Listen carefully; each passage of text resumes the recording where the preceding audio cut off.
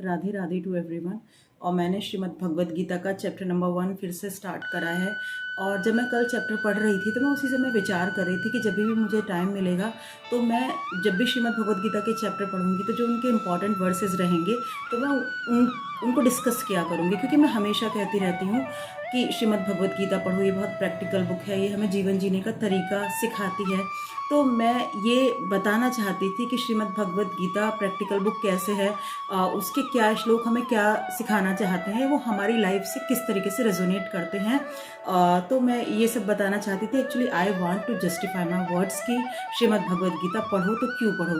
तो वहाँ पे श्रीमद् भगवद गीता का जो पहला चैप्टर है तो वो है युद्ध के मैदान में सैन्य निरीक्षण। तो यहाँ पर क्या है कि यहाँ पर अभी दो कैरेक्टर हैं जिनकी हम बात करने वाले हैं। हम अर्जुन की बात करने वाले हैं और हम दुर्योधन की बात करने वाले हैं, और दोनों की बातों और सोच के बीच में हम कंपेयर करने वाले हैं, और उसके बाद फिर उनका मिलान हम अपनी जो सोच है उसके साथ करने वाले हैं। उधर क्या होता है कि जो धृतराष्ट्र हैं उनको संजय पूरा व्यू दिखा रहे हैं युद्ध के मैदान का, क्योंकि उन्हें दिव्य दृष्टि मिली हुई है, वो वहाँ के बारे में उनको बता रहे हैं कि युद्ध के मैदान में क्या क्या चल रहा है। तो दुर्योधन के बारे में बताते हैं कि दुर्योधन क्या कह रहा है। दुर्योधन कह रहा है मेरे पास द्रोणाचार्य है, मेरे पास भीष्म पितामह है, मेरे पास कृपाचार्य हैं, मेरे पास अश्वत्थामा है और मेरे पास कर्ण है। यानी कि मेरे पास ऐसे वीर योद्धा हैं जिनके पास, क्योंकि इन सारे योद्धा ये कोई साधारण योद्धा नहीं है कि सबके पास कुछ ना कुछ एक स्पेशल ब्लेसिंग्स हैं, सबके पास कुछ ना कुछ विशेषता है। उन्हें युद्ध में मार देना आसान नहीं है। अगर किसी को चिरंजीवी होने का आशीर्वाद प्राप्त है तो किसी के पास कवच कुंडल हैं, तो उसी तरीके से किसी का शरीर वज्र का है, तो सभी के पास कुछ ना कुछ ब्लेसिंग्स हैं, तो उनको मार देना आसान नहीं है।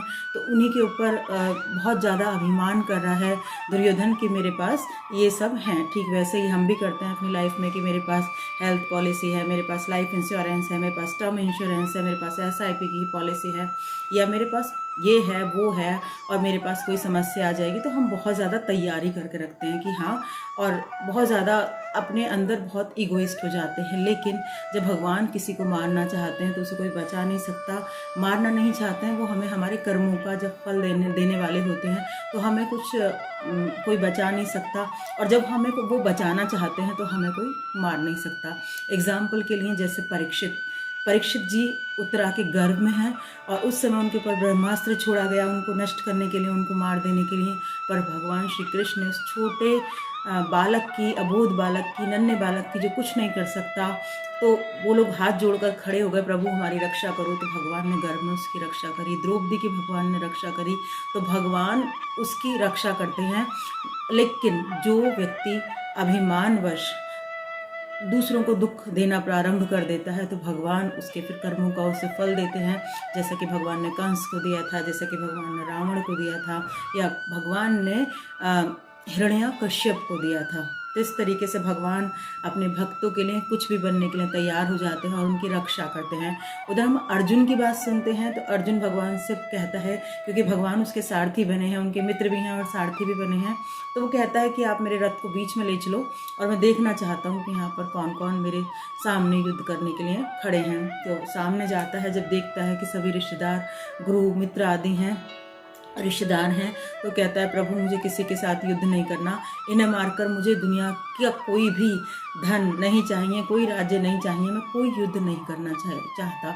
वो ऐसा इसलिए नहीं कहता कि वो कमज़ोर है, वो एक परम योद्धा है ना, युद्ध में निपुण है। वो ऐसा इसलिए कह रहा है क्योंकि वो जो सामने खड़े व्यक्ति हैं उनके ऊपर दया दिखाते हुए कह रहा है, प्रेम दिखाते हुए कह रहा है, तो वो लेकिन भगवान की शरण में है, अपने दुख वो सारे भगवान को बता रहा है कि मैं इन्हें मारना नहीं चाहता।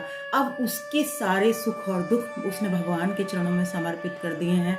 अब भगवान उसकी रक्षा करेंगे, भगवान जो उससे चाहेंगे वो करवाएंगे।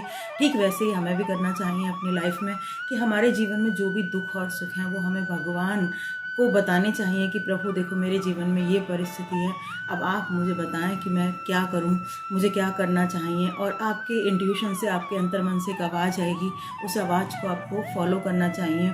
आपकी एनर्जीज़ को किस तरीके से कहाँ पर प्रयोग करना है, कहाँ पर आपको एंगर शो करना है, कहाँ पर आपको जेनरसिटी शो करनी है, कहाँ पर आपको इफेक्शन शो करना है, और कहाँ पर बहुत ही एक प्रोटेक्टिव लेयर अपने चारों तरफ बनानी है आपको, कहाँ पर आपको कुछ भी शो नहीं करना है।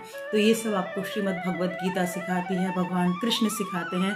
तो भगवान कृष्ण कहते हैं कि अरे तुम इनकी चिंता क्यों कर रहे हो, तुम तो एक योद्धा हो, तुम्हारा काम तो युद्ध करना है, तो तुम इन सब की चिंता मत करो।